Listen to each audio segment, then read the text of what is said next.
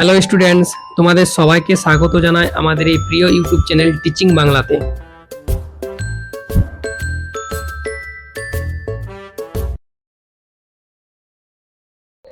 প্রিয় ছাত্রছাত্রী, তোমাদের সবাইকে স্বাগত জানাই আমাদের এই ইউটিউব চ্যানেল টিচিং বাংলাতে।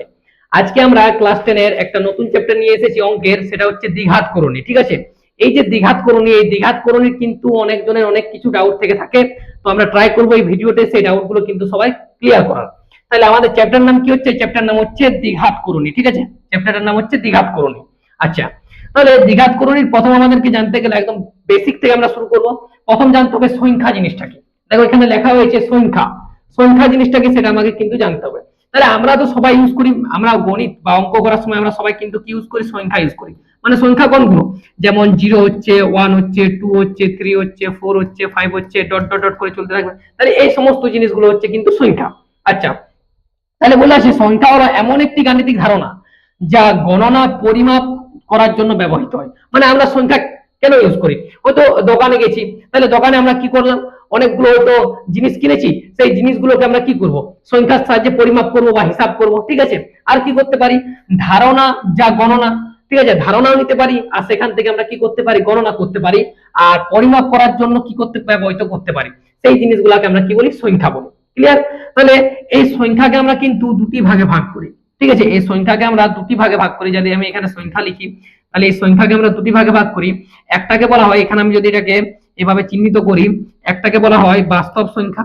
ঠিক আছে, একটা হচ্ছে বাস্তব সংখ্যা, আর একটা হচ্ছে অবাস্তব সংখ্যা। একটা বাস্তব আর একটা হচ্ছে অবাস্তব। এবার আমাদেরকে জানতে হবে যে বাস্তব সংখ্যার কটা ভাগ। তাহলে বাস্তব সংখ্যা কিন্তু আমরা পরবর্তীকালে দুটো ভাগে ভাগ করি। একটাকে বলা হয় মূলদ সংখ্যা। ঠিক আছে, একটাকে বলা হয় মূলদ সংখ্যা, আর একটাকে বলা হয় অমূলদ সংখ্যা। অমূলদ সংখ্যা। ঠিক আছে, এইগুলো কিন্তু তোমরা আগের ক্লাসে পড়েছো, মানে আগে এগুলো পড়েছো, এই মূলদ সংখ্যা কি, ঠিক আছে, বা অমূলদ সংখ্যা কি, বাস্তব সংখ্যা কি, ঠিক আছে, অবাস্তব সংখ্যা কি। তো আমাদের সিলেবাসে অবাস্তব নেই, আমাদের শুধু বাস্তব নিয়ে আমরা কাজ করবো, বাস্তব সংখ্যা নিয়ে। আচ্ছা, তো আমাদেরকে যেটা জানতে হবে যে মূলদ সংখ্যা জিনিসটা আর অমূলদ সংখ্যা জিনিসটা, এই দুটো জিনিসকে আমাদেরকে কিন্তু জানতে হবে। তাহলে আমি যদি বলি যে মূলদ সংখ্যা কোনটা? মূলদ সংখ্যা হচ্ছে যে সমস্ত সংখ্যাগুলোকে আমরা পি বাই কিউ আকারে প্রকাশ করতে পারি, এবং যেখানে কিউ নট ইকুয়াল টু 0 হয়, এবং পি এবং কিউ উভয় কি হবে? একটা পূর্ণ সংখ্যা হবে, তখন সেটাকে আমরা কি বলি? মূলদ সংখ্যা বলি। তাহলে এর শর্ত কি কি?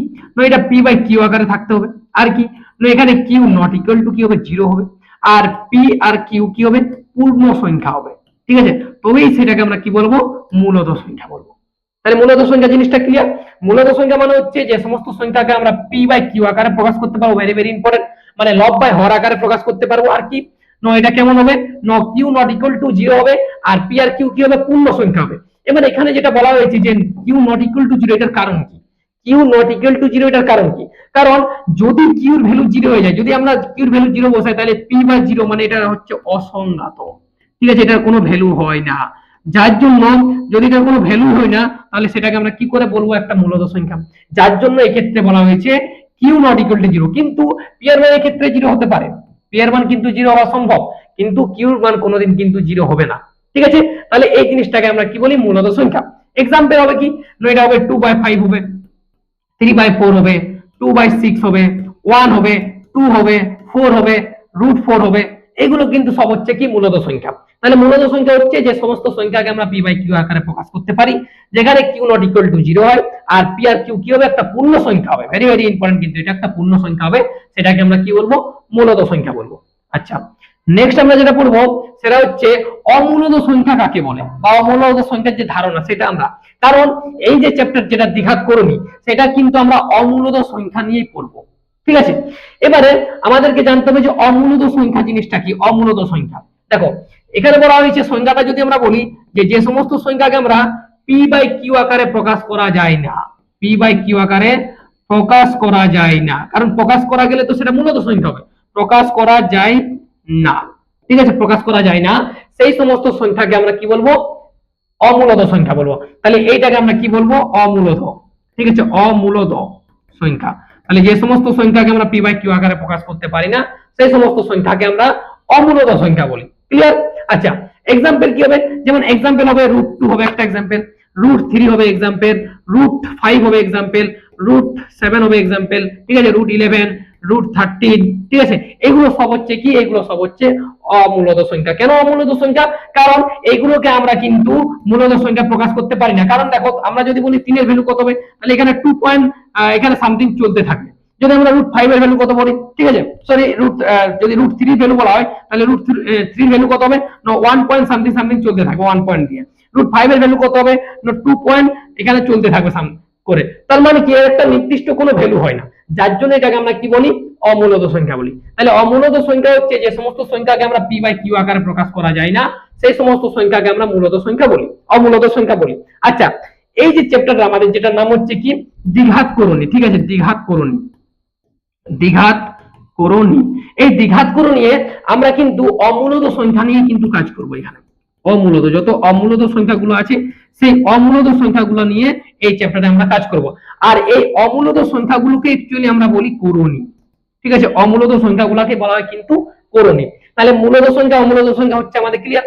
নেক্সট আমরা যেটা পড়বো সেটা হচ্ছে করণী জিনিসটা কি, যেটা আমাদের চ্যাপ্টারটার নাম হচ্ছে দ্বিঘাত করণী। এখানে আমি লিখে দিচ্ছি দ্বিঘাত করণী, ঠিক আছে, দ্বিঘাত করণী। তো দ্বিঘাত করণী মানে আমাকে জানতে হবে প্রথমত এই করণী মানে কি। তাহলে করণী জিনিসটা দেখো এখানে সংজ্ঞাতে লেখা আছে, বলছে যখন কোনো ধনাত্মক মূলদ সংখ্যা বর্গমূল, ঘনমূল বা অন্য কোনো নির্দিষ্ট ঘাত না হয় এবং তার ফল একটি মূলদ সংখ্যা না হয়ে একটি অমূলদ সংখ্যা হয়, তখন তাকে আমরা কি বলি, করণী বলি। তাহলে যত আমরা অমূলদ সংখ্যা নিয়েছিলাম, যেমন √2 বলি, √3 বললাম, √5, এগুলো সব কিন্তু হচ্ছে কি, এগুলো কিন্তু সব আমরা কি বলবো, করণী বলবো। দেখো এখানে লেখা রয়েছে যে মূলদ সংখ্যার বর্গমূল, ঘনমূল বা অন্য কোনো নির্দিষ্ট ঘাত নেওয়া হয় এবং তার ফল একটি তার ফল মূলদ সংখ্যা না হয়ে, এটা ভেরি ভেরি ইম্পর্টেন্ট, তার ফলটা যেটা মূলদ সংখ্যা না হয়ে কি হবে, একটা অমূলদ সংখ্যা হবে। অমূলদ সংখ্যা মানে এইগুলো হবে, সেইটাকে আমরা কি বলবো, সেই করণী, সেটাকে আমরা কি বলি, করণী বলি।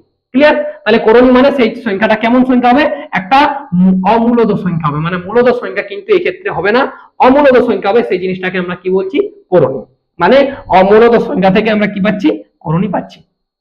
নেক্সট আমরা, এটা কিন্তু ইম্পর্টেন্ট, করণীর প্রকারভেদ, ভেরি ভেরি ইম্পর্টেন্ট, করণীর প্রকারভেদ আমাদেরকে জানতে হবে। দেখো করণীকে আমরা দুটি ভাগে ভাগ করি, একটাকে বলে শুদ্ধ দ্বিঘাত করণী আর একটাকে বলে মিশ্র দ্বিঘাত করণী, ঠিক আছে, শুদ্ধ করণী আর একটা হচ্ছে মিশ্র করণী।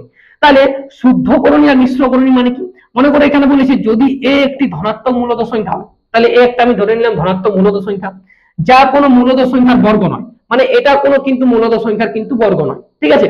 তবে এটাকে আমরা √a আকারে সংখ্যাকে শুদ্ধ দ্বিঘাত করণী বলি। মানে কি, মানে যেমন আমি যদি বলি যে √2, ঠিক আছে, √2, তাহলে এটা একটা আমি কি বলবো, শুদ্ধ দ্বিঘাত করণী বলবো। যেমন একটা আমি যদি বলি √3, তাহলে এটাকে আমরা কি বলবো, একটা শুদ্ধ দ্বিঘাত করণী বলবো। তাছাড়া আমি যদি বলি এখানে √5, তাহলে এটাকেও আমরা কি বলবো, একটা শুদ্ধ দ্বিঘাত করণী বলবো। শুধু কিন্তু এটা রুট হবে, ঠিক আছে, অন্য এর সাথে কিছু যুক্ত থাকবে না, তাহলে সেই সংখ্যাগুলোকে আমরা কি বলবো, শুদ্ধ দ্বিঘাত করণী। এটা বলা হয়েছে যদি এ একটি ধনাত্মক মূলদ সংখ্যা হয়, ঠিক আছে, মানে এ কি, মানে এই দুটা কি হচ্ছে, একটা ধনাত্মক মূলদ সংখ্যা, দুটো একটা ধনাত্মক মূলদ সংখ্যা, যা কোনো মূলদ সংখ্যার বর্গ নয়। এটা কি কোনো মূলদ সংখ্যার বর্গ হচ্ছে না। যদি আমি এখানে বলতাম যে √4 কি একটা হবে না, কারণ √4 কে যদি আমরা ভাঙি তাহলে 2 হবে, আর 2 একটা হয়ে গেল আমাদের মূলদ সংখ্যা, তার জন্য এটা হবে না। মানে এমন আমাদের মূলদ সংখ্যা নিতে হবে যার কিন্তু পরবর্তীকালে বর্গমূল করা, বর্গ যাবে না, ঠিক আছে, বর্গ নয়, তবে সেটাকে রুট আকারে সংখ্যাটিকে শুদ্ধ দ্বিঘাত করণী বলি। কারণ এইগুলো হচ্ছে একটা শুদ্ধ দ্বিঘাত করণী, √2 হবে, √3 হবে, √5 হবে, √7 হবে, √11 হবে, √13 হবে। তাহলে এই জিনিসগুলো কিন্তু সব কি হচ্ছে, সব হচ্ছে শুদ্ধ দ্বিঘাত করণী, ঠিক আছে। তাহলে শুদ্ধ দ্বিঘাত করণী কি, ক্লিয়ার? মানে এই ক্ষেত্রে আমি বলতে যাচ্ছি যে ধনাত্মক যে আমরা মূলদ সংখ্যাটা ইউজ করব, সেটার কোনো কিন্তু মূলদ সংখ্যার যেমন বর্গ হয় না, মানে সেটার কিন্তু কোনো মূলদ সংখ্যার বর্গ হবে না, তবে সেটাকে আমরা কি আকারে প্রকাশ করতে পারবো, √2 আকারে প্রকাশ করতে পারবো, √3 আকারে প্রকাশ করতে পারবো। মানে অ্যাকচুয়ালি এখানে বলতে চাইছে √a আকারে প্রকাশ করতে, সেটা আমি এভাবে एग्जांपल দিয়ে বুঝিয়ে দিলাম। নেক্সট আমরা যেটা বলবো সেটা হচ্ছে মিশ্র দ্বিঘাত করণী। মিশ্র দ্বিঘাত করণী মানে কি, যদি এ একটি মূলদ সংখ্যা হয়, যদি এ একটি মূলদ সংখ্যা হয় এবং √b একটি শুদ্ধ দ্বিঘাত করণী হয়, তাহলে a প্লাস √b আকারে সংখ্যাকে মিশ্র দ্বিঘাত করণী বলি। মানে এক্ষেত্রে একটু জিনিসটা আলাদা হবে, মানে এক্ষেত্রে আমরা শুধু যেমন এইখানে যেটা শুদ্ধ দ্বিঘাত করণী যেটা পড়লাম, যে ক্ষেত্রে শুধু হবে √2, √3, √5, √7, এই ক্ষেত্রে এগুলোকে আমরা কি বলবো, এগুলোকে আমরা বলবো শুদ্ধ দ্বিঘাতকরণী। কিন্তু মিশ্র দ্বিঘাতকরণীর মধ্যে কি থাকবে, √2 ছাড়াও অন্য আরেকটা সংখ্যা যোগ বা বিয়োগ আকারে থাকতে পারে। যেমন কি, যেমন আমি এখানে বলতে পারি 3 + √2, তাহলে এটা একটা মিশ্র দ্বিঘাতকরণী হবে। অথবা আমি বলতে পারি 3 - √2, মানে এখানে প্লাস হতে পারে অথবা মাইনাস হতে পারে, এমনকি এর আগে কিছু সংখ্যা থাকতে হবে, তবে সেটাকে আমরা কি বলবো, মিশ্র দ্বিঘাতকরণী। মানে শুদ্ধ দ্বিঘাতকরণীর মধ্যে শুধুমাত্র রুটের ভিতরে যে সংখ্যাটা থাকবে সেটাকে আমরা বলবো শুদ্ধ দ্বিঘাতকরণী। কিন্তু মিশ্র, মিশ্র মানে কি, ওর সাথে কিছু মিশে থাকবে, মিশে কেমন ভাবে থাকবে, সেটা যোগ আকারও থাকতে পারে অথবা বিয়োগ আকারও থাকতে পারবে, তাহলে সেই করণীটাকে আমরা কি বলবো, মিশ্র দ্বিঘাতকরণী বলবো।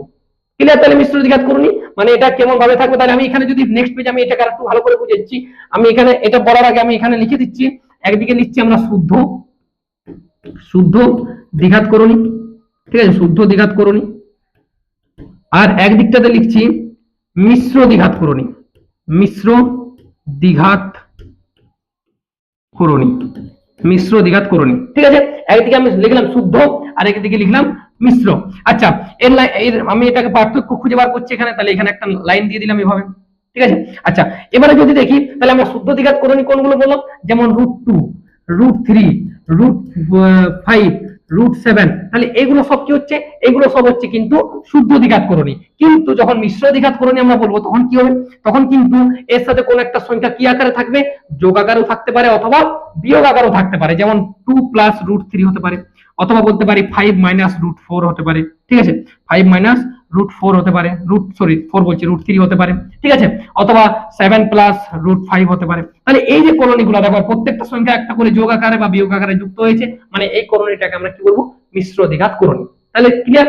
এবার আমরা যেটা পড়বো সেটা হচ্ছে যে দ্বিঘাতকরণী জিনিসটা কি। এত করলে আমরা যেটা পড়লাম, তাহলে দ্বিঘাতকরণী জিনিসটা কি সেটা আমাদেরকে কিন্তু এবার জানতে হবে। তাহলে দ্বিঘাতকরণী কি, যে ধনাত্মক সংখ্যাকে কোনো মূলদ সংখ্যার বর্গ করে পাওয়া যায় না তাকে দ্বিঘাতকরণী বলে।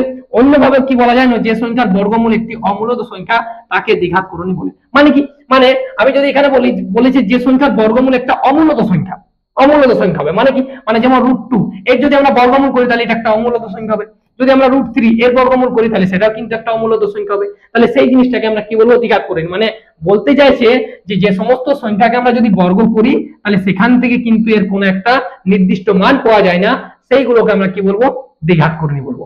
তাহলে দ্বিঘাতকরণী জিনিসটা ক্লিয়ার। এবারে যেটা আমরা জানবো সেটা হচ্ছে যে দ্বিঘাতকরণী ধারণা, ঠিক আছে, দ্বিঘাতকরণী ধারণা। তাহলে আমি যদি কোনো জিনিস লিখি যে √2, তাহলে এটাকে আমি এভাবে লিখতে পারি যে 2 × 1/2, অথবা আমি যদি লিখি যে 3 × √2, তাহলে এটাকে কিভাবে লিখতে পারি, 2 × 1/3, মানে এটাকে হলো ত্রিঘাত, এটাকে আমরা বলি দ্বিঘাত।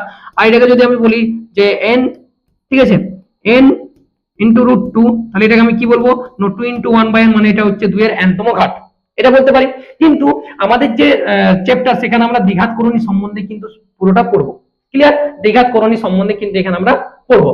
আচ্ছা, আমি ওখানে আরেকটা জিনিস বলতে ভুলে গেলাম, দুটো করণী থাকে, আরেকটা দু রকমের করণী থাকে। যে দুটো করণী হচ্ছে, একটা থাকে সদৃশ্য করণী আর একটা থাকে অসদৃশ্য করণী। সদৃশ্য করণী কোনটা আর অসদৃশ্য করণী কোনটা সেটা কিন্তু একটু জানতে হবে। দেখো, আমি যদি এখানে লিখি যে সদৃশ্য, ঠিক আছে, সদৃশ করণীও বলতে পারো, সদৃশ করণী, আর একটা হচ্ছে অসদৃশ, ঠিক আছে, করণী। আচ্ছা, এই দুটো জিনিস কি, এই দুটো জিনিস হচ্ছে সদৃশ করণী হচ্ছে মানে এর ক্ষেত্রে এমন দুটো সংখ্যা নিতে হবে, ঠিক আছে, এই ক্ষেত্রে এমন দুটো সংখ্যা নিতে হবে, মনে করো আমি নিয়ে নিলাম একটা 12 নিয়ে নিলাম আর একটা নিয়ে নিলাম 8, এটা আমি নিয়ে নিলাম, একটা 12 আর একটা হচ্ছে 8। আচ্ছা, সরি, এখানে আমি ভুল করলাম, এখানে আমি নিয়ে নিচ্ছি, এক কাজ করছি, এখানে আমি এখানে 12 জায়গায় না নিয়ে এখানে আমি নিয়ে নিচ্ছি 8 নিয়ে নিলাম একটা, আর একটা নিয়ে নিচ্ছি 12 নিয়ে নিচ্ছি, 12 হবে না অ্যাকচুয়ালি, এখানে আমি নিয়ে নিচ্ছি একটা অন্য কিছু নিয়ে নিচ্ছি, 18 নিয়ে নিচ্ছি, ঠিক আছে, 18 নিয়ে নিচ্ছি। তাহলে একটা 18 নিয়ে নিচ্ছি আর একটা 8 নিয়ে নিলাম। তাহলে এই দুটোকে যদি আমরা ইয়ে করি তাহলে কি হবে না, দেখো এটাকে যদি ভাঙা হয় তাহলে কি হবে না, এটা হবে 2 × 3 × 3 হবে, ঠিক আছে, মানে 3 3 9, 9 2 18। তাহলে এটাকে আমরা লিখবো কেমন ভাবে না, আমরা এইভাবে লিখতে পারি 3√2, এভাবে লিখতে পারি, মানে এটা আমি √18 নিলাম, এখানে এটা রুট হয়ে যাবে অ্যাকচুয়ালি রুট গুলো, তাহলে এটা রুটে থাকবে। তাহলে ঠিক আছে, এবার এটাকে যদি আমরা ভাঙি তাহলে এটা কত হবে না, 2 × 2 × 2, মানে এটা হয়ে যাবে 2√2। মানে বলতে চাইছি যদি রুটের ভিতরের সংখ্যাগুলো যদি একই হয় তাহলে সেই করণীটাকে আমরা বলবো সদৃশ করণী। ঠিক আছে, যদি রুটের ভিতরের সংখ্যাগুলো একই হয়, ঠিক আছে, তাহলে সেই করণীগুলোকে আমরা কি বলবো, সদিশ করণী। আর অসদিশ করণী মানে কি, এই রুটের ভিতরে যে সংখ্যাগুলো থাকবে সেগুলো কিন্তু একই হবে না, সেগুলো কিন্তু কি হবে, আলাদা আলাদা হবে, তাহলে সেই করণীটাকে আমরা কি বলি, অসদিশ করণী। মানে কি, যেমন আমি একটা এক্সাম্পল নিলাম √12, ঠিক আছে, √12 নিলাম আর একটা √8 নিলাম, তাহলে √12 কে যদি আমরা করি তাহলে কত হবে, 3 × 2 × 2 হয়ে যাবে। আর এটাকে আমরা যদি করি তাহলে কত হবে, এটা হবে 2 × 2 × 2, তার উপরে রুট থাকবে, তাহলে এটাকে করলে হবে 2√3, আর এটাকে করলে হবে 2√2। তাহলে দেখো এই দুটো কিন্তু আলাদা আলাদা রুটের ভিতরে সংখ্যাগুলো আছে, যার জন্য এই করণীটাকে আমরা কি করণী বলবো, অসদিশ করণী বলবো। তাহলে সদিশ করণী আর অসদিশ করণী ক্লিয়ার। এবার আমরা যেটা বলবো সেটা হচ্ছে দ্বিঘাত, যেটা আমরা করণী ধারণা তো বললাম। এবার আমরা যেটা বলবো সেটা হচ্ছে করণী নিরসন করার পদ্ধতি। তো করণী নিরসন করার পদ্ধতির আগে আমাদেরকে কিছু সূত্র জানতে হবে। কি কি সূত্র জানতে হবে? প্রথমত কিছুগুলো সূত্র আমি এখানে লিখছি, দেখো এগুলো তোমরা হয়তো বীজগণিতে আগেও পড়েছো, এই সূত্রগুলো পড়েছো আগে, ঠিক আছে, ক্লাস 7 8 পড়েছো, 9 পড়েছো। যেমন প্রথম হচ্ছে a প্লাস b তার স্কয়ার, a প্লাস b তার হোল স্কয়ার, এটার তো সূত্র হচ্ছে a square plus 2ab plus b square, এটা হচ্ছে প্রথম সূত্র। নেক্সট হচ্ছে a square minus b square, যার সূত্র হচ্ছে a plus b into a minus b। Next সূত্র হচ্ছে 2 into a square plus b square, এটা সূত্র হচ্ছে a প্লাস b তার whole square plus a minus b তার হোল স্কয়ার। আরেকটা সূত্র হয় 4ab, 4ab সূত্র হচ্ছে a প্লাস b তার whole square minus a minus b তার হোল স্কয়ার। আর আরেকটা সূত্র সেটা হচ্ছে ab সূত্র, যার সূত্র হচ্ছে a প্লাস b বাই 2 তার whole square minus a minus b by 2 তার হোল স্কয়ার। এই সূত্রগুলো একটু ভালো করে দেখে নাও, এই সূত্রগুলো কিন্তু কাজে লাগবে, ঠিক আছে, দ্বিঘাত করণীর সময়। এবার আমরা যেটা জানবো সেটা হচ্ছে করণী নিরসন করার পদ্ধতি। এটা আমরা এখানে দেখছি, দেখো করণী নিরসন করার পদ্ধতি আমাদেরকে জানতে হবে। তাহলে করণী নিরসন আমরা কিভাবে করি, বা অ্যাকচুয়ালি করণী নিরসন করি কেন?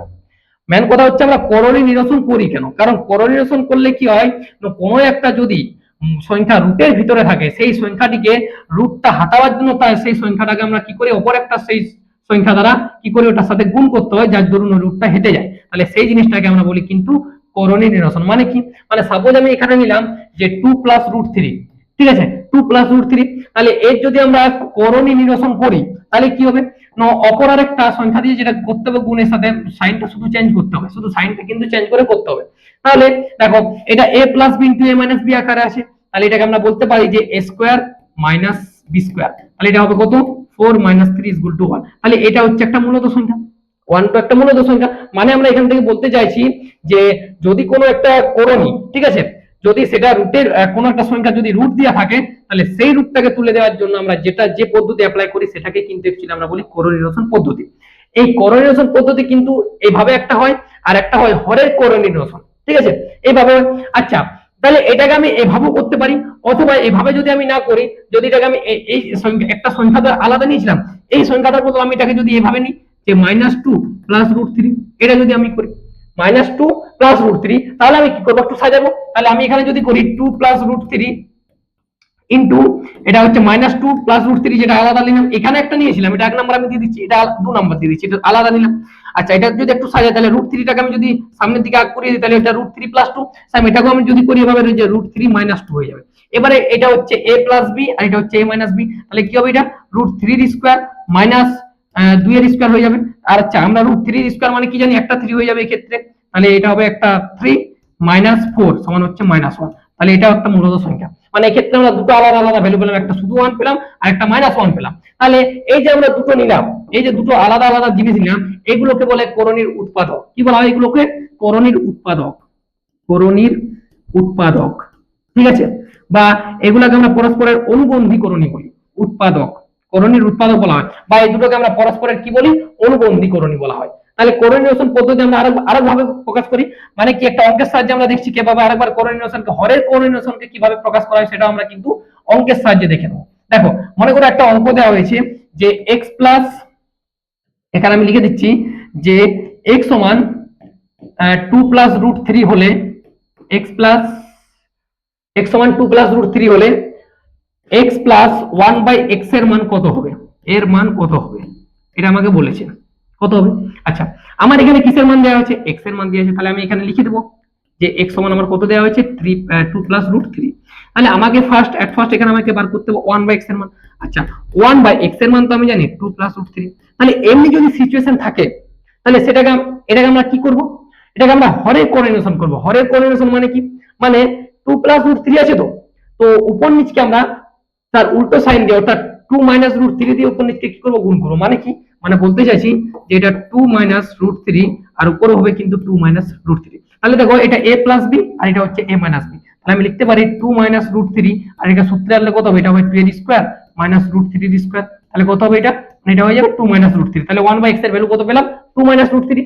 এবার আমি মানটা এখানে পুট করলে হবে। তাহলে x এর মান আমার প্রথমে কত দেয়া ছিল, 2 প্লাস রুট 3, দেন প্লাস কত পেলাম 2 মাইনাস রুট 3। তাহলে মাইনাস রুট 3 গেল, মানে 2 প্লাস 2 মানে হচ্ছে 4। তাহলে এইভাবে কিন্তু আমরা এই কোরিলেশন পদ্ধতির সাহায্যে আমরা এই সূত্র মানে সূত্রের সাহায্যে এই জিনিসগুলোকে কিন্তু বার করতে পারি, মানগুলো বার করতে পারি। ক্লিয়ার? তাহলে এটা হচ্ছে আমাদের কোরিলেশন পদ্ধতি। তাহলে এই জিনিসটা কিন্তু খুব ইম্পর্টেন্ট, দ্বিঘাতকরণী জিনিসটা যদি বুঝতে পারো তাহলে কিন্তু পরবর্তীকালে অঙ্কে কিন্তু কোনো আর প্রবলেম হবে না আশা করছি। তাহলে আমাদের যে আজকের টপিক সেটা আমরা এখানে শেষ করলাম এই টপিক। এর আমরা কিছু আবার প্রবলেম সলভ নিয়ে আসবো। তাহলে যদি তোমাদের এই ভিডিওটা ভালো লেগে থাকে অবশ্যই কিন্তু চ্যানেলটা আমার সাবস্ক্রাইব করবে, লাইক করবে। আর যাদের এই থিওরিতে যদি কোনো কিছু ডাউট থেকে থাকে অবশ্যই কিন্তু তারা কমেন্ট বক্সে জানাতে কিন্তু ভুলবে না। ঠিক আছে?